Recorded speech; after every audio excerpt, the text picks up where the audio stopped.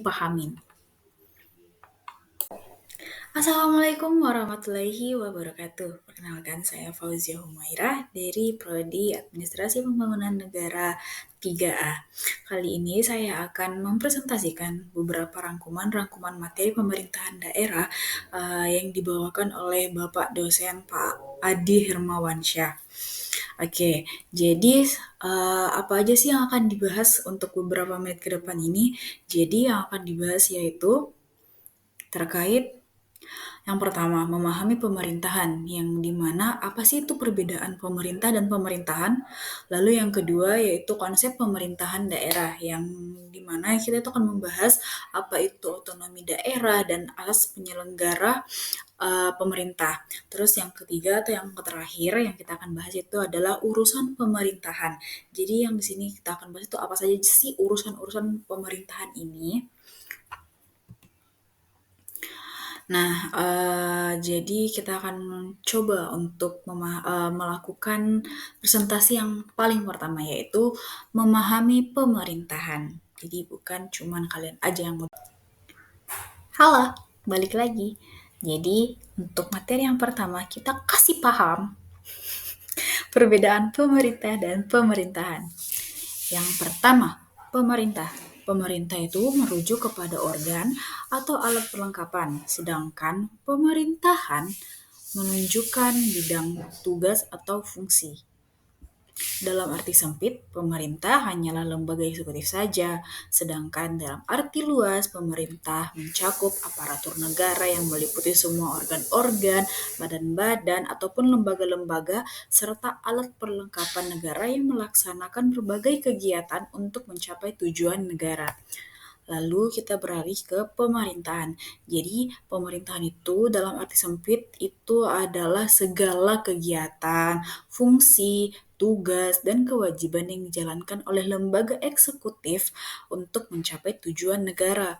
Pemerintahan dalam arti luas yaitu segala kegiatan yang terorganisir, yang bersumber pada kedaulatan dan kemerdekaan, berlandaskan pada dasar negara, rakyat atau penduduk dengan wilayah negara itu demi tercapainya tujuan negara.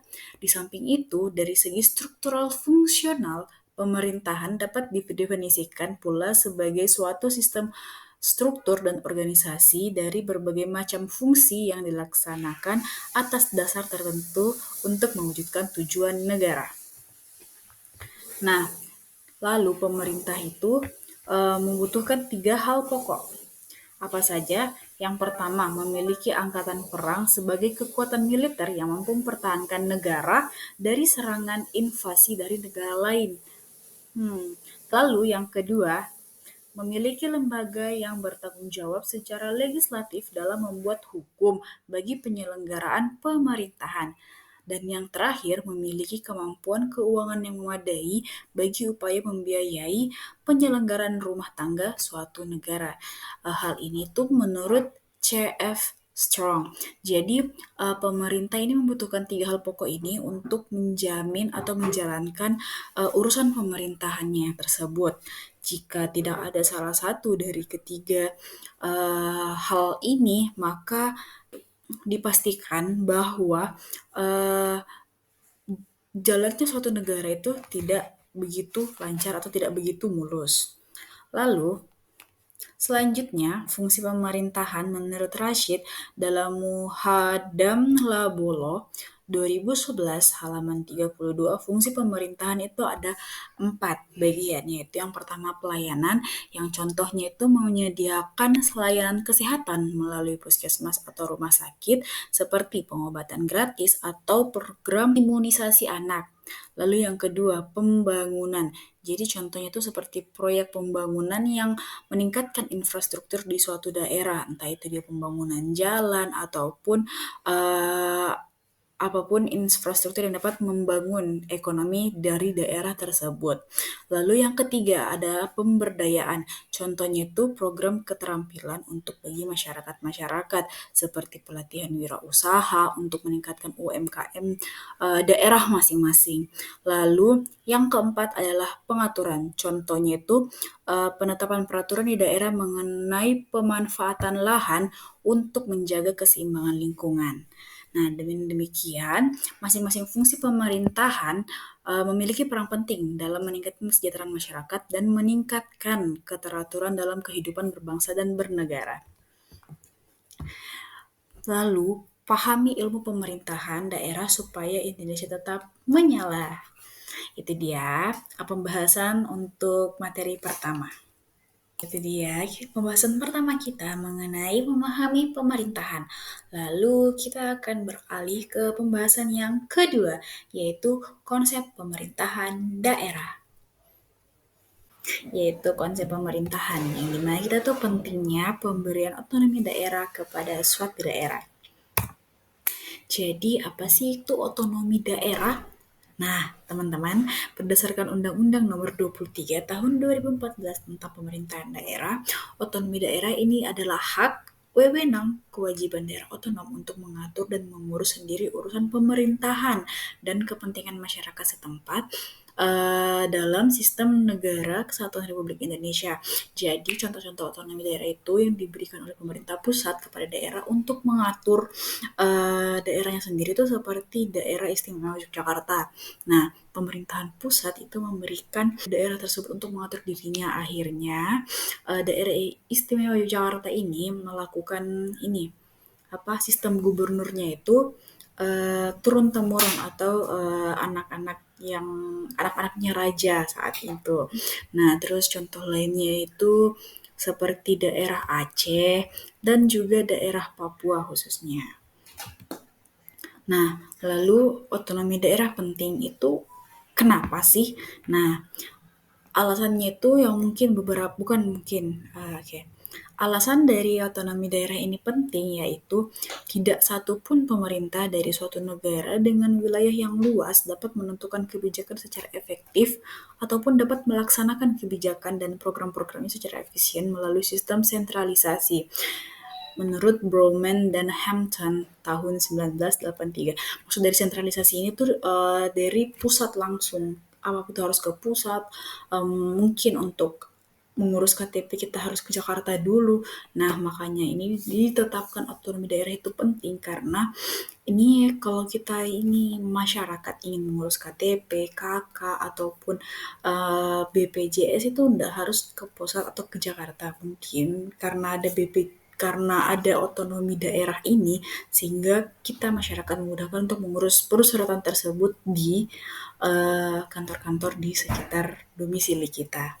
Nah, lalu alasan yang kedua itu hakikat otonomi daerah atau OTODA adalah power sharing, yaitu pembagian atau distribusi kewenangan yang dilakukan oleh pemerintah pusat kepada pemerintah daerah dengan kebijakan desentralisasi. Itu tadi salah satu contoh yang telah saya berikan. Nah, asas otonomi daerah berdasarkan Undang-Undang Nomor 23 Tahun 2014 tentang Pemerintahan Daerah, asas otonomi daerah itu terdiri dari 3 jenis, yaitu desentralisasi, dekonsentrasi, dan juga tugas pembantuan. Selanjutnya atau lebih jelasnya, selengkapnya, kita akan membahasnya ke slide selanjutnya. Nah, yang pertama desentralisasi. Desentralisasi adalah penyerahan urusan pemerintah oleh pemerintah pusat kepada daerah otonom berdasarkan asas otonomi. Nah, desentralisasi ini juga terbagi atas dua, yaitu desentralisasi administratif dan desentralisasi politik. Yang dimana desentralisasi administratif itu penyerahan tanggung jawab dan kewenangan administratif dari pemerintah pusat kepada pemerintah daerah yang terfokus pada pelaksanaan tugas-tugas tertentu. Lalu yang kedua ada desentralisasi politik, yaitu penyerahan kekuasaan dan wewenang pengambilan keputusan dari pemerintahan pusat kepada pemerintah daerah, termasuk dalam penyelenggaraan pemilihan umum dan pengaturan pemerintah lokal. Lalu kita berlanjut ke asas selanjutnya yaitu asas dekonsentrasi yang dimana dekonsentrasi ini itu pelimpahan sebagian urusan pemerintahan yang menjadi kewenangan pemerintah pusat kepada gubernur sebagai wakil pemerintah pusat kepada instansi vertikal di wilayah tertentu dan atau kepada gubernur dan bupati wali kota sebagai penanggung jawab urusan pemerintahan umum. Nah, ciri-ciri itu dekonsentrasi itu seperti perpanjangan tangan dari pusat, terus yang kedua itu pertanggungjawaban kegiatannya itu langsung ke pusat bukan kepada rakyat di daerah.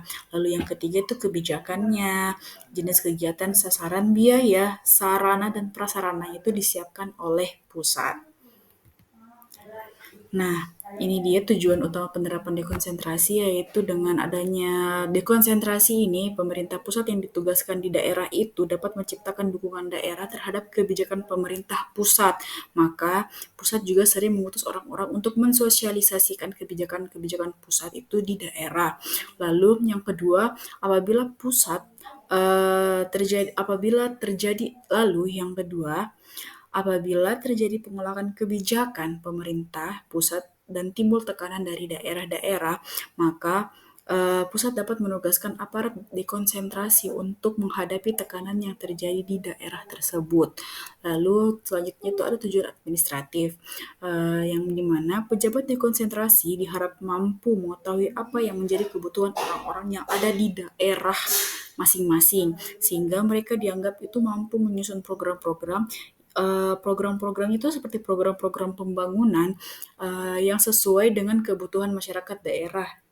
Lalu yang kedua, pusat juga dapat menugaskan beberapa orang untuk mengetahui potensi-potensi apa sih yang dimiliki oleh suatu daerah tersebut agar ke depannya potensi-potensi yang dimiliki daerah tersebut itu dapat dikembangkan sebagai kepentingan nasional dan daerah tersebut. Dan juga itu dapat meningkatkan pembangunan di daerah-daerah tersebut. Nah, yang terakhir, asas terakhir itu ada asas tugas pembantuan, yang dimana asas tugas pembantuan ini adalah penugasan dari pemerintah pusat kepada daerah otonom untuk melaksanakan sebagian urusan pemerintahan yang menjadi kewenangan pemerintah pusat atau dari pemerintahan daerah, provinsi, kepada daerah kabupaten kota untuk melaksanakan sebagian urusan pemerintahan yang menjadi kewenangan daerah provinsi. Nah, urusan pemerintahan yang dapat ditugaskan dari pemerintah pusat kepada pemerintah provinsi atau kabupaten kota dan atau pemerintah desa merupakan sebagian urusan pemerintahan di luar 6 urusan yang bersifat mutlak yang menurut peraturan perundang-undangan ditetapkan sebagai urusan pemerintahan pusat. Nah, tugas pembantuan untuk menanggulangi keterbatasan jangkauan pemerintah pusat, maka hadir tugas pembantuan melalui kewenangan aparatur daerah. Daerah juga berhak dong menetapkan kebijakan daerah dalam melaksanakan tugas pembantuan. Kebijakan daerah hanya terkait dengan pengaturan mengenai pelaksanaan tugas pembantuan di daerahnya, sedangkan untuk melaksanakan tugas pembantuan ini anggarannya itu disediakan oleh yang menugasi. Nah, ini dia penjelasan singkat terkait asas penyelenggaraan pemerintahan daerah. Lalu, sekian untuk materi yang sekarang tentang asas pemerintahan daerah. Gimana? Udah paham kan gimana konsep pemerintahan daerah? Lalu sekarang kita beralih ke pembahasan yang terakhir, yaitu memahami pemerintahan. Nah, teman-teman, sekarang kita udah sampai ke materi yang terakhir atau materi ketiga terkait urusan pemerintahan di mata kuliah pemerintahan daerah. Nah, ternyata urusan pemerintahan ini tuh terbagi menjadi 3 bagian, yaitu pemerintahan absolut, urusan pemerintahan konkuren, dan juga urusan pemerintahan umum. Nah, untuk urusan pemerintahan ini itu kita berdasarkan dari Undang-Undang Nomor 23 Tahun 2014. Ini udah disclaimer ya teman-teman sebelumnya. Nah, kita lanjut lagi ke pembahasan. Urusan pemerintahan absolut itu apa sih? Jadi, urusan pemerintahan absolut adalah urusan pemerintahan yang sepenuhnya menjadi tanggung jawab pemerintahan pusat. Lalu apa saja sih itu urusan pemerintahannya? Nah, sesuai dengan PPT atau slide, kita tuh bisa lihat yaitu ada pertahanan, keamanan, agama, justisi, politik luar negeri, hingga moneter. Ya, untuk urusan pemerintahan absolut ini tuh bisa dilaksanakan sendiri oleh pemerintahan pusat itu sendiri ataupun dia melakukan dekonsentrasi kepada pemerintahan daerah. Lalu kita beralih ke yang selanjutnya, yaitu urusan pemerintahan konkuren. Nah, urusan pemerintahan konkuren ini itu urusan pemerintahan yang dibagi antara pemerintah pusat dan pemerintah daerah, provinsi dan juga daerah kabupaten kota dan menjadi dasar pelaksanaan otonomi daerah. Nah, ternyata urusan pemerintahan konkuren itu terbagi-bagi teman-teman. Ada urusan pemerintahan konkuren yang wajib dan juga ada yang pilihan. Nah, untuk yang wajib ini juga terbagi menjadi dua. Ada yang berkaitan dengan pelayanan dasar ataupun yang satunya itu tidak berkaitan dengan pelayanan dasar. Selain itu, untuk urusan pemerintahan konkuren yang pilihan itu tergantung dari daerah masing-masing. Maksudnya dari daerah masing-masing itu potensi-potensi apa sih yang dimiliki oleh daerah-daerah tersebut itu yang menjadi perbedaan antara urusan pemerintahan konkuren yang wajib dan juga pilihan. Lalu yang ketiga yaitu urusan pemerintahan umum yang dimana urusan pemerintahan umum ini adalah urusan pemerintahan yang menjadi kewenangannya presiden sebagai kepala pemerintahan. Presiden juga dalam pelaksanaan untuk urusan pemerintahan umum ini itu di daerahnya itu melimpahkannya kepada gubernur sebagai kepala pemerintah provinsi dan juga bupati atau wali kota sebagai kepala pemerintah kabupaten kota. Sedangkan urusan pemerintahan umum berdasarkan Undang-Undang 23 Nomor 2014 itu seperti ini teman-teman. Bisa dibaca. Terima kasih banyak atas perhatiannya selama beberapa menit ini. Sekian dari saya tentang penjelasan beberapa materi rangkuman dari mata kuliah pemerintahan daerah. Assalamualaikum.